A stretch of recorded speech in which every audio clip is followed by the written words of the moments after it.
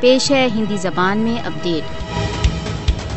RSS समर्थित विचारधारा भारत तथा भारत द्वारा अवैध रूप से अधिकृत जम्मू कश्मीर में मुसलमानों के लिए एक चुनौती है। मोदी के भारत में मुसलमानों के साथ जीवन के प्रत्येक क्षेत्र में पक्षपात किया जाता है। भारत में हिंदुत्व कारकुनों द्वारा मुसलमानों को निरंतर टारगेट किया जा रहा है।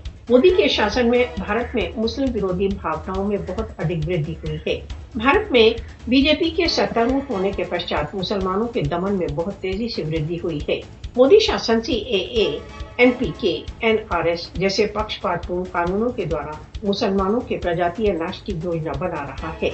1992 का बाबरी मस्जिद ध्वंस, 2002 का गुजरात रक्तपात, 2020 का दिल्ली धार्मिक दंगे भारत में मुस्लिम रक्तपात के ज्वलंत उदाहरण हैं।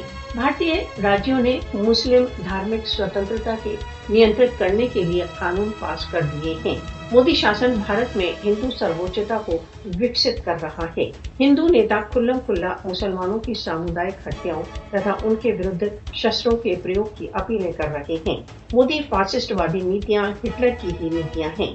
विशेषज्ञों ने भारत व भारत द्वारा अवैध रूप से अधिकृत जम्मू कश्मीर में मुसलमानों के घुमड़ते रक्तपात की चेतावनी दी है। मोदी शासन की अतिवादी कार्यसूची दक्षिण एशियाई क्षेत्र के लिए एक यथार्थ चुनौती है। मोदी की फासिस्टवादी सरकार भारत तथा भारत द्वारा अवैध रूप से अधिकृत जम्मू कश्मीर में मुसलमानों की मूल स्वतंत्रताओं को कुचल रही है। विश्व को भारत तथा भारत द्वारा अवैध रूप से अधिकृत जम्मू कश्मीर में मुसलमानों के अधिकारों की रक्षा के लिए व्यावहारिक पग उठाना चाहिए।